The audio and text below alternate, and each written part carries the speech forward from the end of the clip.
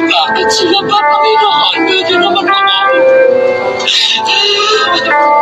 Bakit sila ba, Panginoon?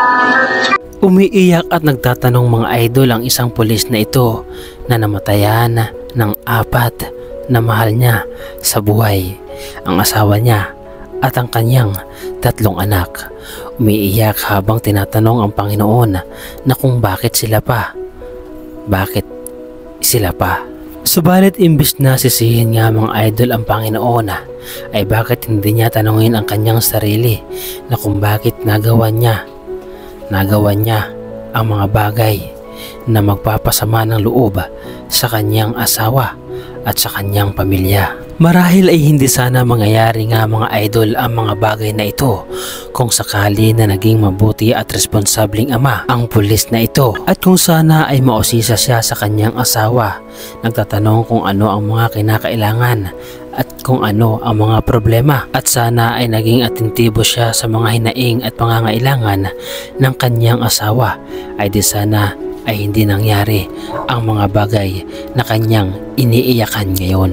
Oo, napakasakit mga idol na makita na ganito ang nangyari sa iyong pamilya.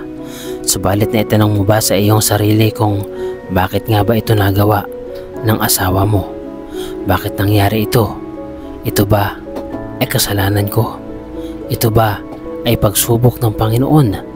O ito ba talaga ang kapalaran?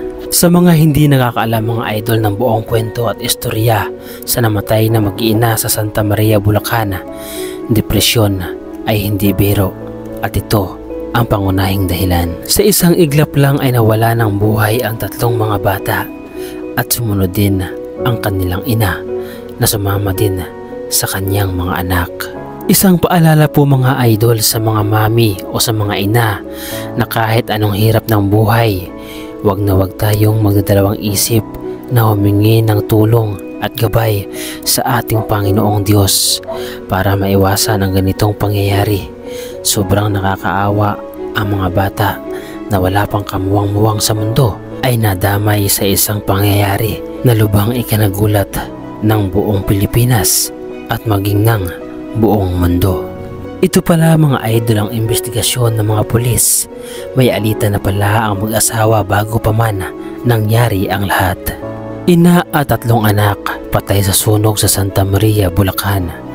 Patay ang 20 anyos na ina at kanyang 3 anak na lalaki, edad 1, 3 at 6, matapos ang insidente ng sunog sa Barangay San Vicente, Santa Maria, Bulacan, umaga nitong Huwebes, Mayo 15.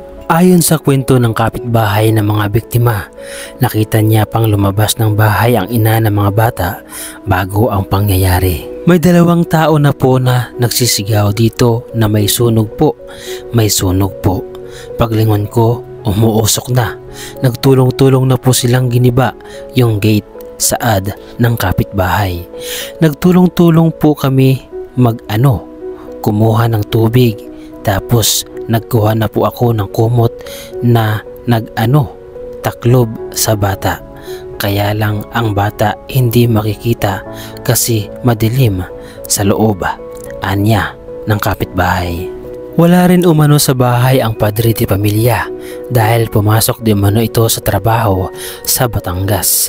Nakalakpo umano ang mga pinto ng bahay, kaya't nagpasya na ang mga kapitbahay na sirain na ang lock ng pinto. Kwento ng isa sa mga rumesponde, una nilang nakita ang sunog at wala ng buhay ang isang tuang gulang na batang lalaki na nasa higaan.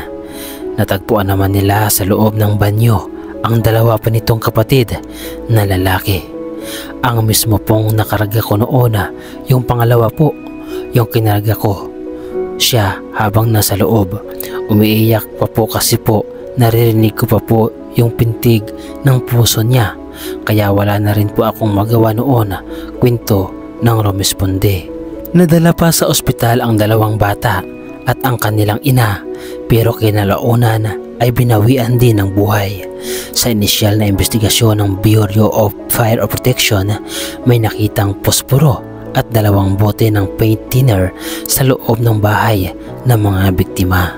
Yung initial investigation po namin, ang findings namin dyan, yung mismong bata ang nasunog. Kumbaga, nadamay lang yung higaan niya. Malakas po yung probability na siyempre hindi naman siya magsisindi na walang open flame. Dito po nakita namin na parang secondary lang po yung burning ng property. Yung tao lang po talaga yung unang sinunog. Saad ni SVO3 Alfredo Hernandez, Chief Fire Investigator ng Santa Maria, BFP.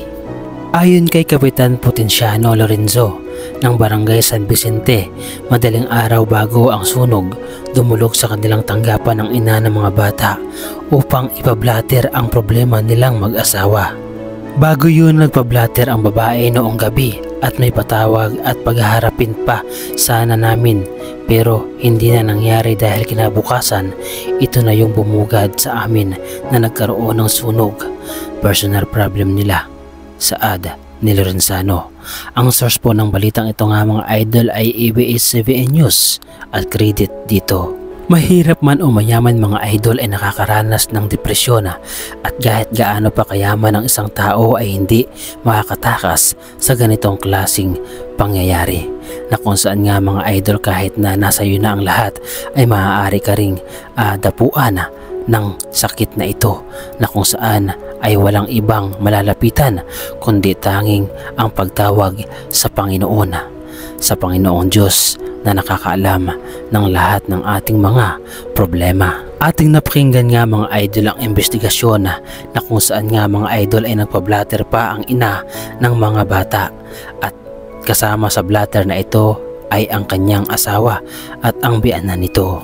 Mga pamilya na sana ang tutulong sa mag-ina, asawa at biyanan na sana ay karamay niya ay sila pa ang dahilan kung bakit nangyari ang trahedyang ito. Bagamat magkasama nga mga idol na nawala sa mundo ang mag-iina ay magkahiwalay naman silang inilibing dahil ang pamilya nga mga idol ng ina ng mga bata ay sa Batangas gustong ipalibing, samantalang ang kanyang mga anak naman nga mga idol ay mananatili at ililibing sa lugar ng lalaki. Napakasakit isipin at marinig at mapanood nga mga idol ang ganitong klaseng mga balita nang dahil nga mga idol sa hindi pagkakunawaan ng mag-asawa at dahil na rin sa pakikialam ng biyanan ay nangyari ang hindi mga inaasahan na kung sana nga mga idol ay naging mabuting asawa ang pulis na ito at kung sana ay hindi naging pakialamero ang mga biyanan ay sana ay nasa matinong pag-iisip ang ina ng mga bata at marahil ay buhay pa sila hanggang ngayon. Kung kayo ang tatanungin mga idol, sino ang dapat sisihin at sino dapat ang managot sa nangyari? Ano ang masasabi ninyo mga idol sa reaction video na ito? Ibahagi mo naman mga idol ang iyong reaksyon at opinyon sa ating comment section.